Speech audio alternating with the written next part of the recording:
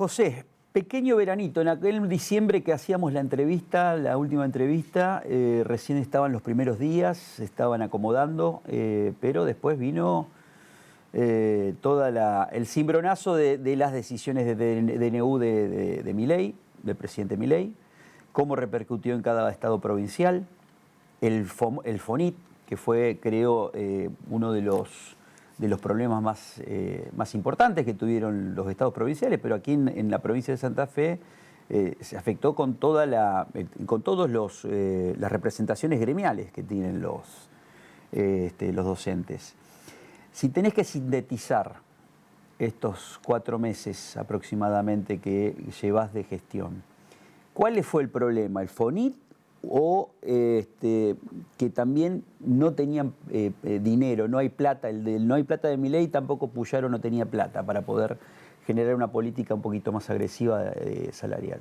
A ver, el tema FONIT evidentemente impactó, no lo podemos negar, impactó negativamente, pero el FONIT hay que verlo en un contexto, y el contexto es, y creo que lo charlábamos en diciembre, era un cóctel muy complejo, y no es la realidad que uno quiere, pero es la realidad con la cual le toca lidiar, que esto implicaba una escalada inflacionaria que afectaba y sigue afectando todavía sobre el poder adquisitivo de los trabajadores y del conjunto de los pobladores de nuestra provincia y también de nuestro país.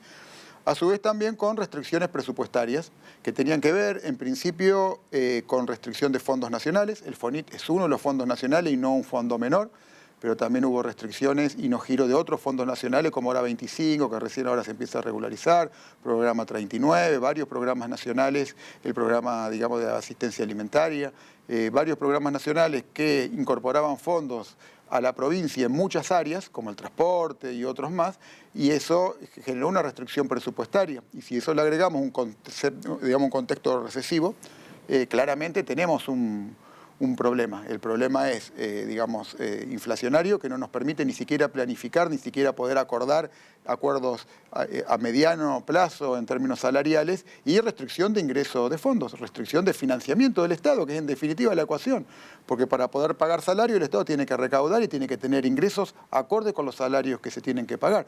Bueno, en ese contexto nos tocó la discusión paritaria, que lamentablemente no se dio en los términos que nosotros hubiéramos querido, y tuvimos medidas de fuerza en el medio para poder llegar a un acuerdo de un trimestre, que es un acuerdo muy corto, pero bueno, fue lo que pudimos lograr.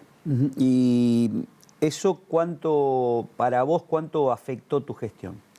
A ver, nosotros sabíamos... En términos cuantitativos y cualitativos de lo que te proyectaste, digamos, por lo menos. A ver, nosotros nos propusimos una cuestión, y lo estamos haciendo en los hechos, que es no perder la agenda pedagógica. Ahora, si nosotros no entendemos que una negociación paritaria es un medio para llegar a un fin, y si no entendemos que el fin no es pagar un salario, sino el fin es producir un hecho educativo y producir aprendizaje. Nosotros fuimos muy claros en cuanto a la centralidad de los aprendizajes validados, los aprendizajes que podamos seguir, que podamos comprobar, que podamos evaluar. Si no tenemos en claro eso, es como que perdemos el foco y es muy difícil hacer un balance, de la misma manera que es muy difícil planificar. Entonces nosotros la planificación educativa nunca la resignamos, pusimos una prioridad, entre muchas, pero una prioridad que tiene que ver con la alfabetización. Nos propusimos llevar adelante un plan de alfabetización, lo hicimos en 4 meses. Nosotros ya tenemos, ayer empezamos las primeras capacitaciones, hoy seguimos capacitando en Santa Fe, mañana estamos en Rafaela y en Venado Tuerto, a los docentes de primer grado, para que empiecen a implementar un plan provincial de alfabetización. Editamos todos los volúmenes de libros, porque sin libros no se puede aprender a leer y escribir, eso está clarísimo. Una novela para cada alumno de primer grado, un libro de tareas para cada alumno de primer grado, una novela para cada docente y un libro con indicaciones específicas y un libro de tareas específico para los docentes. Eso ya está, va a llegar a las escuelas en los próximos días, conjuntamente con la capacitación. Entonces, en definitiva, si yo tengo que hacer una evaluación, hago una evaluación que tiene claroscuro, que tiene un problema, que no pudimos empezar las clases regularmente, y la verdad que eso a mí me afecta mucho y me preocupa, pero también tengo un dato positivo. Estamos trabajando en una agenda pedagógica y estamos teniendo una recepción, un entusiasmo, un involucramiento de los docentes, realmente que a mí en lo personal me conmueve y me impulsa a seguir trabajando. De la misma manera que estamos trabajando en articulación escuela media, lanzamos el plan Impulsa, conjuntamente con producción y trabajo, para que todo lo que sea la articulación entre el mundo del trabajo, los estudios superiores y la escuela media empiece a tener otra potencia, empiece a tener otro sentido. Eso ya lo lanzamos, tenemos la plataforma en funcionamiento y estamos trabajando en 2 o 3 elementos más de la agenda educativa y pedagógica que no se puede detener por una discusión paritaria. Eso lo tenemos clarísimo, porque si no... O sea, va en paralelo. Van en paralelo y la prioridad es lo pedagógico, porque si no nos vamos en el medio y perdemos el objeto. Y el sistema educativo tiende a deslegitimarse, tiende a encerrarse en su propio laberinto y en definitiva me parece que tenemos que recuperar la convicción de los aprendizajes, tenemos que recuperar la confianza. Y lo primero que tenemos que recuperar la confianza somos nosotros. Nosotros me refiero a los docentes, pero también me refiero a quienes tenemos la responsabilidad de conducir el sistema educativo. En la otra entrevista fuiste claro de cambiar el eje, que el foco esté en el aprendizaje de los alumnos y no únicamente en los derechos de los docentes, porque muchas veces se encontraban, digamos, en términos de que era prioridad una cosa sobre la otra, y fuiste claro de que lo pedagógico y la enseñanza de el aprendizaje, mejor dicho, de los alumnos era la prioridad. Ahora, yo te voy a preguntar, en términos después de que todas las decisiones que se fueron adoptando y todas las discusiones declamativas que han tenido entre gremio y patronal, que son ustedes, aparece la meritocracia. ¿Crees en la meritocracia en estos tiempos? Yo creo en el esfuerzo y creo en el mérito. Creo que el esfuerzo vale y el esfuerzo tiene que ser promovido, el esfuerzo se enseña, el esfuerzo se predica, se enseña y es uno de los valores que ha sacado adelante este país y nosotros creemos en eso, creemos en el esfuerzo. Lo han criticado mucho a Macri en su momento por ponerlo como plataforma política la meritocracia. Mire, en realidad el problema es cuando yo comparo y no pongo en contexto esas comparaciones. Yo creo que un chico, digamos, que va a la escuela con muchas dificultades, porque la casa no tiene el contexto que debería tener, porque muchas veces tiene que ir sobre una calle de barro, o va a una escuela que no es la que debería estar y para la cual estamos trabajando para que sea lo que tiene que ser. Y ese chico va, se esfuerza y tiene resultado, tiene mucho más mérito que cualquier otro chico.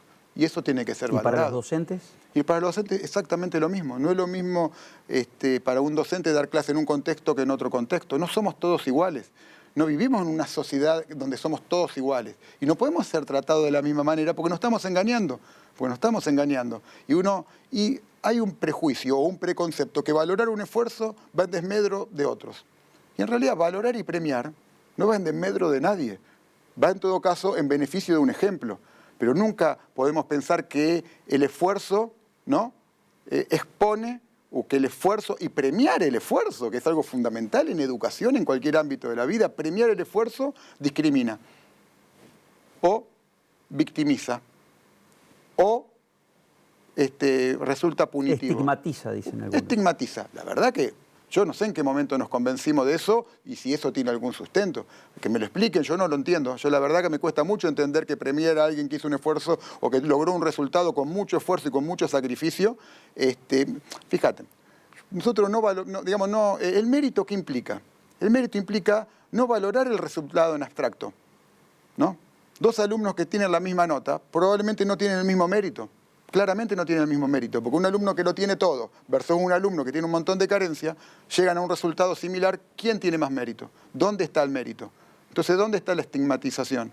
Si yo lo que estoy valorando es cómo llegamos a donde llegamos.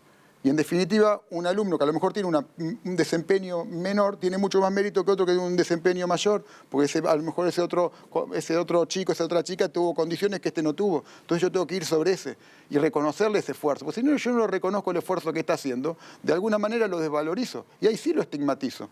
¿Por qué? Porque si yo no estoy convencido que ese chico, con todas las dificultades que pueda estar atravesando, puede aprender, que va a aprender y que se va a esforzar y cada vez que se esfuerce yo voy y lo premio, y eso vale para un chico, una chica, pero también vale para un docente, vale para un gobernante, vale para todos en la vida. Y hay cuestiones que son transversales.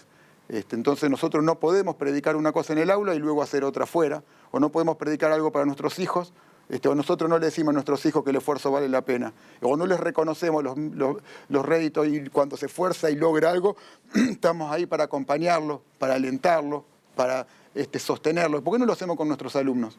¿En qué momento nosotros pensamos que evaluar es estigmatizar, que premiar es estigmatizar? Yo la verdad que me cuesta entenderlo y un poco me revela esa situación. Antes de volver al eje de discusión que tienen los gremios docentes o los sindicatos que son parte del gremio docente, ¿no tenés miedo de que haya mucha, te lo digo digamos como persona y como funcionario, de que en un momento estos desafíos que se están planteando ustedes generen mucha repitencia? A ver, primero tengo que... Pero sinceramente, porque esto yo lo estoy analizando bastante por el contexto que soy muy crítico de lo que ha sucedido en los últimos 20 años y que vos me lo has dicho, inclusive aquí en este programa dijiste, hemos cometido errores, si miramos con el espejito retrovisor, hemos cometido errores los últimos 16. Fuiste claro en esto, digamos, la última vez lo tenemos cortado inclusive. Pero en esa cultura que se generó en los últimos 16, yo te agrego 20 años. Sí, sí. 20 años queda claro que yo, y a dónde apunto políticamente. ¿No pensás que ese cambio copernicano que querés dar en la provincia de Santa Fe puede generar mucha repitencia? Yo, a priori, creo que no. De todos modos, a ver, nosotros tenemos que evaluar en dónde estamos y a dónde queremos ir. Porque pasar de que les perdono todo, pasen, chicos, el planteo que hacen ustedes de que van a repetir si no estudian, o sea, no logran, digamos, los desafíos justamente pedagógicos? A ver, dos cuestiones. Punto número uno, repetir o no repetir tiene que ser la consecuencia de de cuáles son los conocimientos que yo he logrado adquirir. Entonces, si yo tengo que ser coherente, si yo digo que los conocimientos de lo central y aprender en lo central, tengo que ser consecuente con ese objetivo. Porque ¿cuál es el objetivo de un sistema educativo? ¿Que los chicos promuevan o que aprendan? Yo pregunto, seamos sinceros, ¿es que promuevan o que aprendan? Pero chocás con la realidad también, José. Es que aprendan, perfecto. Pero si es que aprendan, seamos consecuentes con eso. ¿Esto significa que los conocimientos se dan en términos absolutos? No, de ninguna manera. ¿Esto significa que nosotros podemos evaluar a todos de la misma manera, con los mismos parámetros? No. Pero lo primero que tenemos que tener en claro es que hay un conocimiento que habilita una promoción. Y segundo, confiar, tener más fe.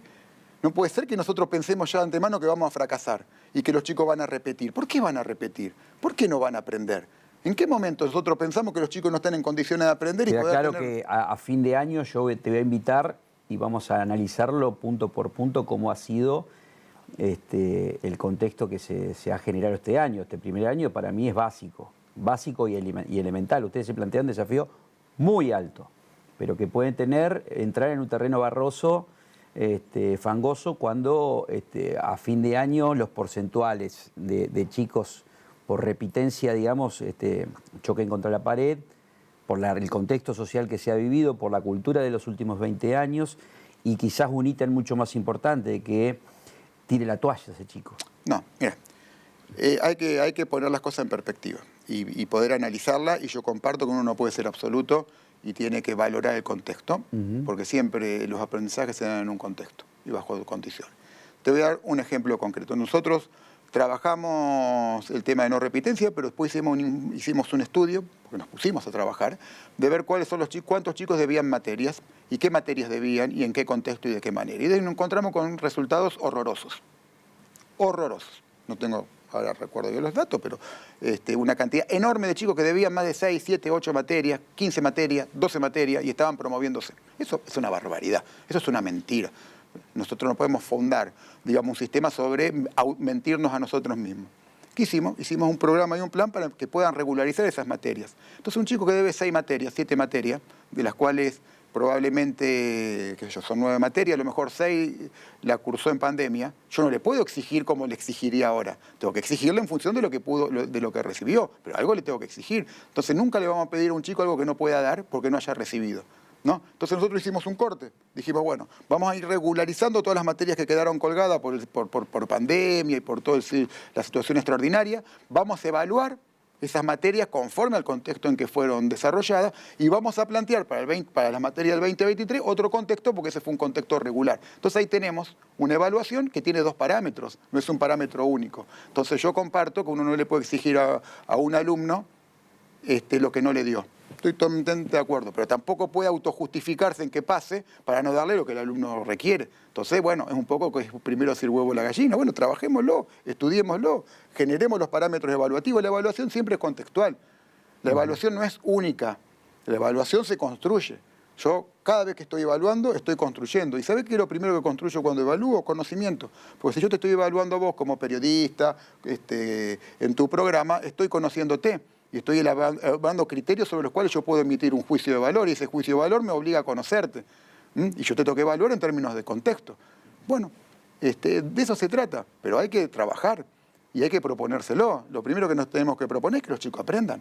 No podemos tirar la toalla nosotros. No, queda claro que yo y luego digo evaluarlo por lo que le dimos. No tiren la toalla a los chicos. A eso es lo que voy, porque hablo, digamos, a calzón quitado de lo que vulgarmente se dice, o sea, en esos contextos que estamos hablando, son muy diferentes, digamos, no quiero entrar en esos debates, falsos debates de núcleo y periferia, pero habitualmente los comillados barrios periféricos tienen esos problemas de que ante la mínima tiran la toalla. Bueno, nosotros vamos a estar ahí para que no lo hagan. Pero lo primero que tenemos que lograr... ¿Están evaluando algún programa, digamos, para poder...? No, nosotros estamos... Más allá de ese, que habitualmente que ya es parte, digamos, de políticas de Estado, de ir a buscarlos a los chicos. Sí, pero por ejemplo, ir a buscarlos. Nosotros queremos que se queden, no que se vayan. Nosotros vamos a trabajar para que se queden. ¿Y cuál es una de las cuestiones? A eso apunto, ¿Y cuál es una de las cuestiones que nosotros tenemos que trabajar sobre la escuela media? Dotarla de sentido y utilidad. Dotarla de sentido y utilidad. Obviamente que a un adolescente, a un chico, de cualquier contexto, mucho más en contextos vulnerables, en cualquier contexto le cuesta ir a la escuela. No le resulta atractiva. Y vamos a perder esa batalla, porque la vamos a perder en un mundo hiperestimulado. Pero entonces, ya que va a ser un esfuerzo, ¿qué se tiene que llevar? Una utilidad. ¿Y dónde está la utilidad? Y en aquellas herramientas que yo le puedo dar. ¿Y cómo se dan esas herramientas? Y trabajando los aprendizajes. Sergio, la última pregunta, o las últimas 2 preguntas, hacemos como ping-pong, ¿te parece? Sí, como no. Bueno, lo que yo quería en medio de todo esto que está explicando el ministro es que, bueno, nos dé alguna precisión de cómo se va a pagar este premio, cómo va a ser la cuestión licencias, básicamente, porque estamos hablando justamente en el medio de todo esto, hay una palabra que me parece clave, que es licencia, ministro. ¿Cómo es esta situación de pedirla? Si se pide, no se paga este premio, pero que igualmente la licencia va a seguir accesible por parte de cualquier trabajador o trabajadora de la educación. ¿Nos puede brindar alguna precisión al respecto? Bien, sí, la primera aclaración, que esta propuesta y esta iniciativa que nosotros tomamos no afecta bajo ningún punto de vista las condiciones en las cuales uno pide licencia. Eso, digamos, es así. Corresponde, las licencias están pautadas, están normales, y nosotros vamos a defender y sostener el salario de todos los docentes que pidan las licencias que corresponden. Eso está fuera de discusión. Lo que nosotros traemos a colación es otra cuestión, que tiene que ver con un incentivo y un premio a aquel docente que tiene mayor regularidad. Y acá también cabe hacer una aclaración. Esto significa que es lógico que un docente cobre todos los meses este plus, este premio, y probablemente no sea lógico. Nosotros no estamos pidiendo que un docente no falte en todo el año, bajo ningún punto de vista. Habrá algún mes en la cual se toma licencias porque son requeridas y no cobra, digamos, este suplemento, y otro mes sí que lo puede hacer. Y hará un promedio a lo largo del año. Entonces, me parece que tenemos que ponerlo en su justa dimensión. Ninguna licencia se va a ver afectada. El sueldo del docente no se va a ver afectado porque las licencias son legítimas y son legales. En todo caso, sí se va a ver afectado si descubrimos alguna irregularidad. Estamos trabajando sobre el control. Aquel docente que incurre en una irregularidad porque pide una licencia que no corresponde, porque fragúa algún tipo de dato o de declaración, va a tener el castigo que corresponde, y eso va por otro carril. Pero nosotros también sabemos que ningún sistema se sostiene solo sobre el control. No hay ningún sistema social que se sostenga solo controlando, sino hay también incentivos para el cumplimiento de determinadas pautas. Bueno, nosotros lo que queremos generar es un incentivo. ¿Esto significa que pretendemos que un docente no falte en todo el año? De ninguna manera, no. ¿Esto significa que vamos a castigar al docente que falta restringiéndole salario? Tampoco, de ninguna manera. Eso está fuera de discusión, no lo estamos poniendo en discusión. Esto es un adicional, esto es un plus que nosotros consideramos que va a tener un efecto positivo sobre el sistema educativo, que va a tener un efecto positivo sobre los docentes que están en el aula y tiene también un componente de justicia, un componente para nosotros de carácter ético, que tiene que ver con reconocer a determinados docentes. Tampoco pretendemos que el docente nos falte. No pretendemos bajo ningún punto de vista que eso sea así. Le ponemos asistencia perfecta porque tiene algo que ver también, pero sabemos que la asistencia perfecta a lo largo de todo el tiempo no es posible. Pero sí podemos, cuando se da, ese mes que se dio esa asistencia perfecta, creo que es lícito que lo reconozcamos. La última, por sí o por no, diría Massa. ¿Sentiste que en un momento dado algunas palabras se fueron de mambo de un lado y del otro? Sobre todo, digamos, hacia vos. No, yo eso no, la verdad que no me preocupa. O sea, que se haya pasado la línea de lo institucional a lo personal. No, yo eso no lo he sentido y son costos que uno tiene que pagar si está dispuesto. No, los costos personales no. Ahí me refiero a la cuestión de la exposición. Después el respeto tiene que ser parte. O sea, ¿sentiste que de siempre fue en torno de respeto o en algún momento pensás que pasó algo personal con vos? No, yo no creo que haya habido personal. Sí creo que ha habido a lo mejor visiones sesgadas o descontextualizadas de algunas medidas que se han tomado que nosotros no compartimos en la forma en que han sido expresadas porque no creemos que represente la realidad simplemente. José, siempre es un gusto poder hablar con vos. Al contrario, un gusto poder estar y que me inviten. Gracias, a dialogar.